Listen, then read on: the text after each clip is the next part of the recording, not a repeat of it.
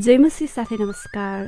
Holi Trinity believers eastern church बुढा नीलकण्ठको प्रस्तुति कार्यक्रम ज्योतिमा पाइला लिएर कार्यक्रम प्रस्तुता म सुसिथिङ उपस्थित भइसकेकी छु।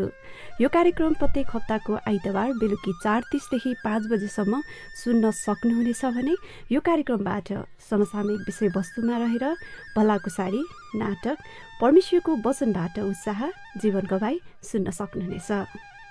आजको कार्यक्रमबाट परमेश्वरको वचनद्वारा उत्साह दिनेछौँ।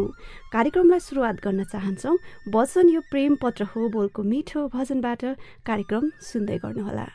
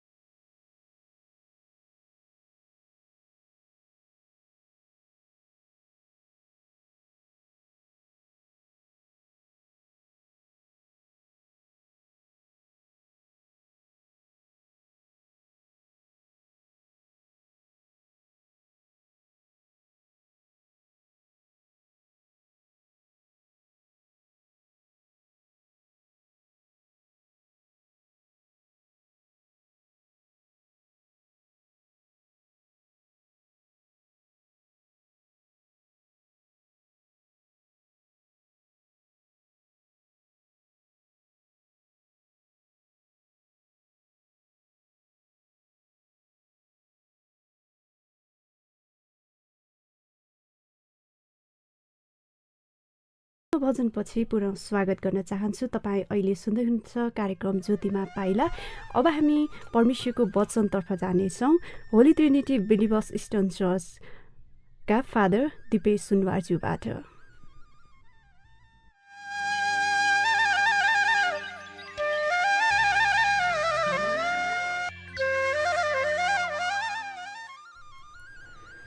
मानिस रोटीले मात्रै होइन तर परमेश्वरको वचनले जीवित रहँदछ भनी पवित्र धर्मशास्त्र बाइबलले हामीलाई बताउँछ। प्रिय श्रोताहरू, आज यहाँहरूको बिचमा किन परमेश्वरको वचन हामीलाई चाहिन्छ भन्ने विषयमा यहाँहरूको बिचमा वचन प्रचार गर्न चाहन्छु। किताबहरू वास्तवमा विचारहरू हुन्। कथा, कविता, निबन्ध, प्रबन्ध, लेख, नाटक चाहे जे नै भए तापनि त्यसमा एउटा विचार हुन्छ। त्यो लेख्ने आफ्नो विचार मानिसहरूको बिचमा पुर्याउन चाहिरहेको हुन्छ। के परमेश्वरको वचन पनि यस्तै हो? परमेश्वरको वचन पनि एउटा विचार नै हो भनी सायद हामी भन्न सक्छौँ। तर यो मानिसको विचार होइन, यो चाहिँ परमेश्वरको विचार हो। परमेश्वरको वचन वा बाइबल धर्मशास्त्र पढेर मात्र कोही धर्मी बन्न सक्दैन। परमेश्वरको वचन हामीलाई पढ्न, सुन्नका निम्ति मात्र दिएको होइन, यो हामीले पालन गर्नुपर्छ। सबै उमेरका मानिसहरूका निम्ति परमेश्वरले आफ्नो अर्ती बाइबलमा लेखेर दिनुभएको छ। मानिसहरूले संसारमा जिउँदा स्कुलको शिक्षा लिनुपर्छ, कलेजको शिक्षा लिनुपर्छ।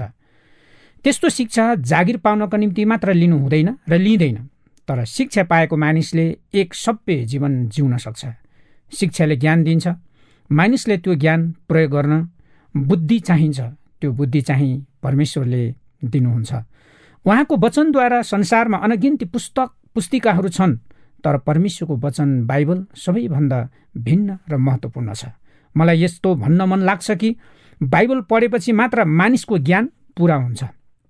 प्रभु येशूमा विश्वास नगर्ने वा प्रभु येशू र चर्चको विरोध गर्ने धेरैजना मानिसहरू लुकी भए पनि प्रभु येशूको शिक्षा पढ्छन्, बाइबल पढ्छन्, किनकि परमेश्वरको वचन शब्दहरूमा मात्र होइन, तर तीमा परमेश्वरको शक्ति लुकेको छ। त्यसले मानिसको जीवनलाई बदल्न सक्छ, मानिसलाई सफलता र आनन्दको बाटोमा डोर्याउन सक्छ। भजनकारले यसरी भनेका छन्, जवान मानिसले आफ्नो चालचलन कसरी चोखो राख्न सक्छ? परमेश्वरको वचनअनुसार जीवन बिताएर नै हो। भजन सङ्ग्रह 119:9। हामीलाई थाहा छ कि जवान मानिसहरूमा धेरै जोस जाँगर हुन्छ, बल हुन्छ र उनीहरू जुनै पनि कुरा गर्न तयार भइहाल्छन्, तर उनीहरूमा अनुभवको कमी हुन्छ, सठिक बुद्धिको कमी हुन्छ। आफ्नो सामान्य आएको कुनै पनि काम गर्ने जोस भएका जवानहरूमा कुन ठिक वा कुन बेठिक भनी छुट्याउने जोस हुँदैन, तर कतिचोटि ठुलो हानि पनि उनीहरूले खेप्नुपर्छ। तर परमेश्वरको वचन पढ्ने, अध्ययन गर्ने र जवान मानिसहरू त्यस्तो गल्ती गर्ने कुरादेखि जोगिन्छन्, किनकि परमेश्वरको वचनलाई हृदयमा राखेको कारण त्यसले उनीहरूमा सुरक्षा प्रदान गर्दछ। अहिलेको समयमा चोखो जीवनको कुरा गर्नु हाँसो लाग्दो कुरा हो, किनकि अहिलेको समयमा त हावा पनि विकृति फैलिएको हुन्छ। हावामा पनि बच्चाहरू कोक्रोबाट निस्कन साथ विकृत संसारको सामुन्ने उभिनुपर्छ। Radio, television, mobile phone, laptop जस्तै अहिलेका विद्युतीय सामानहरूले असल र खराब दुवै किसिमका थोकहरू जवान मानिसहरूको लागि सजिलै ल्याइदिन्छन्। के मैले भनेको कुरा सही होइन र? यस्तो संसारमा आज जवान केटाकेटीहरूले आफ्नो जवानीलाई कसरी चोखो राख्न सक्छन्? परमेश्वरको वचनले भन्छ, परमेश्वरको वचनअनुसार जीवन बिताएर चोखो राख्न सक्छन्। परमेश्वरले मानिसको जीवनको सबै क्षेत्रमा एक पवित्र जीवन कसरी जिउन सकिन्छ भन्ने उपाय बताएको छ, वा यसो भनौँ यस विषयमा मानिसलाई सल्लाह दिएको छ। जस्तै दुष्टदेखि अलग बस्ने, मनमा खराब कुराहरू नराख्ने, झैझगडा नगर्ने, यौन अनैतिकता कार्यहरू नगर्ने, साँचो बोल्ने, कसैको हानि नगर्ने, विलासिता उत्पन्न गर्ने, मादक थोकहरू नखाने, तर विवेकलाई शुद्ध राख्ने, सत्यको पछि लाग्ने, सबैसित मेलमिलापमा बस्ने, व्यभिचारदेखि अलग बस्ने जस्ता सल्लाहहरू परमेश्वरले आफ्नो वचनमा दिनुभएको छ। अहिले हाम्रो समयमा मानिसहरू यौन अनैतिकताको पछि लागेका छन्। कसैसित शारीरिक सम्पर्क राख्नु वा कुनै ठुलो कुरा मान्दैनन् उनीहरूले, अहिलेका जवान केटाकेटीहरू।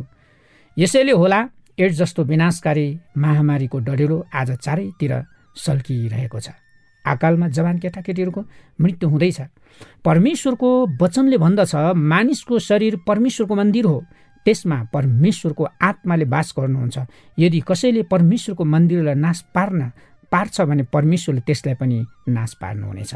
मानिसको शरीर परमेश्वरको मन्दिर हो भनी जान्ने जवान मानिस सीमितले आफ्नो शरीरको दुष्ट खराब काम पटक्कै उनीहरूले गर्दैन, तर जसलाई यो सत्यता थाहा छैन त्यसले अन्जानमा नै पाप गर्दछ र आफ्नो जवानीको जीवनलाई अशुद्ध र बिटोलो पार्दछ। भजनकारले फेरि अर्को खण्डमा यसरी पनि भनेका छन्, तपाईको विरुद्धमा पाप नगरौँ भनेर तपाईको वचन मैले मेरो हृदयमा राखेको छु।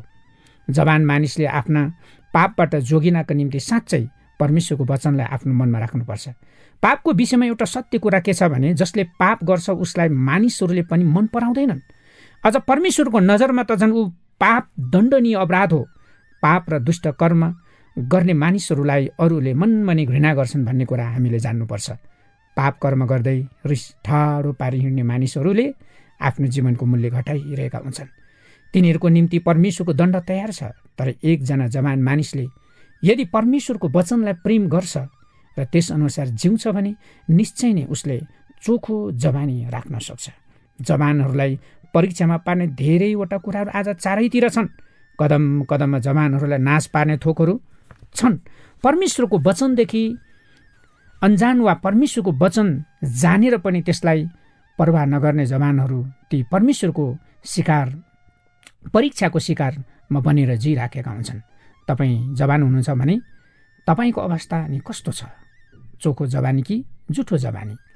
परमेश्वरले तपाईँलाई कृपा गरून्, सहायता गरून्। परमेश्वर र मानिसको अघि पनि तपाईँको जीवन आदरणीय होस्, यही मेरो प्रार्थना छ। परमेश्वरको वचन हामीलाई यो बुझाउनको निम्ति दिएको हो कि यस पृथ्वीमा हामी प्रवासी हौँ।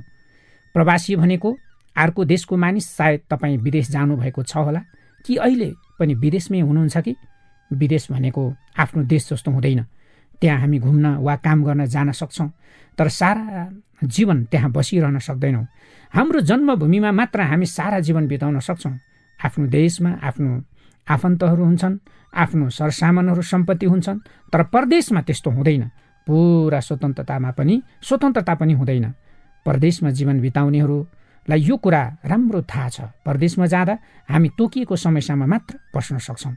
बाइबल अर्थात् परमेश्वरको वचनले यो संसारमा हामी परदेशी हौँ भन्दछ, अर्थात् यो हाम्रो देश होइन। यहाँ हामी सधैँको निम्ति बस्दैनौँ र छैनौँ। परमेश्वरले हामीलाई संसारमा केही समयको निम्ति पठाउनु भएको छ। यो बुझेर हामी कसरी जिउनुपर्छ सो हामीले जान्नुपर्छ। होसियार बनेर जिउनुपर्छ।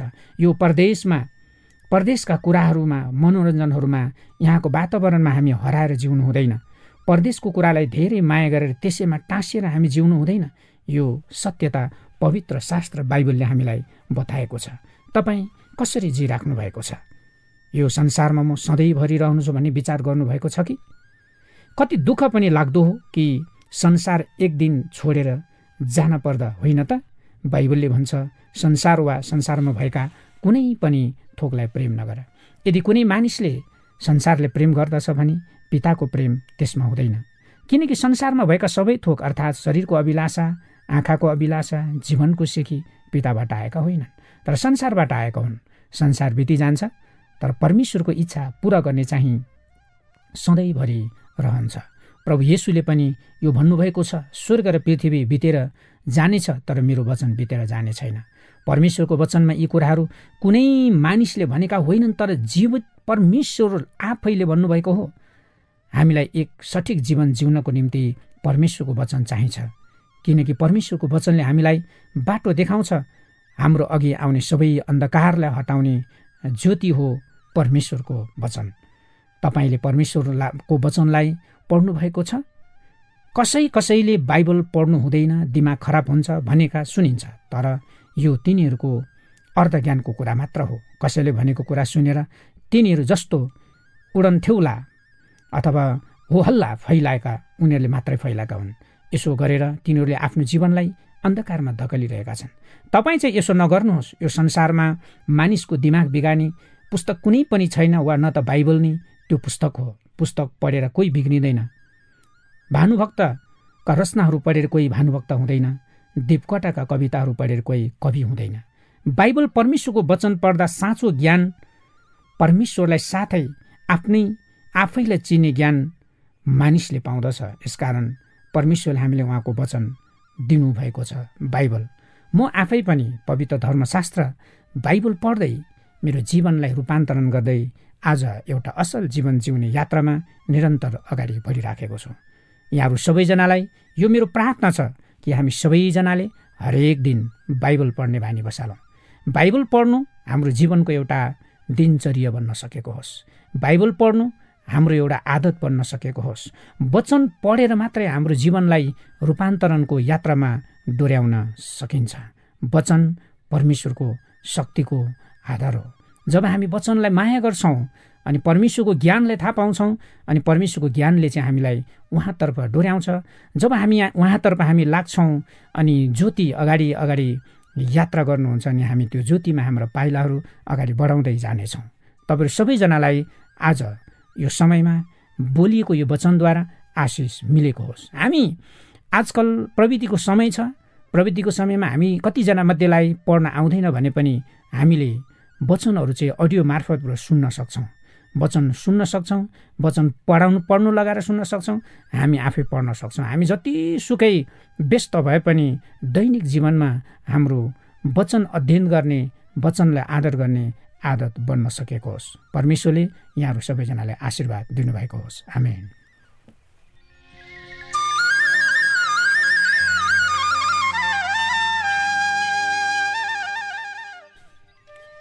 यो अर्थपूर्ण वचनपछि यहाँलाई स्वागत गर्न चाहन्छु। आजको कार्यक्रम यहाँलाई कस्तो लाग्यो? कार्यक्रमप्रति कुनै सल्लाह सुझाव प्रतिक्रिया भएमा तपाईँले हाम्रो स्टुडियो नम्बरमा कल गर्न सक्नुहुनेछ। हाम्रो नम्बर रहेको छ 4770 754 477075 मा गरेर आफ्नो प्रतिक्रिया सल्लाह सुझाव दिन सक्नुहुनेछ। र आजको कार्यक्रम सुनेर साथ दिनुहुने सम्पूर्ण श्रोतालाई धेरै धेरै धन्यवाद दिन चाहन्छु। साथै प्रविधिमा रहेर साथ दिनुहुने प्राविधिक मित्रलाई पनि धेरै धेरै धन्यवाद दिँदै आजको वचन वक्ता दिपेश सुनवारज्यूलाई पनि धेरै धेरै धन्यवाद दिँदै म सुशीथिङ पनि बिदा हुन चाहन्छु। जय मसीह।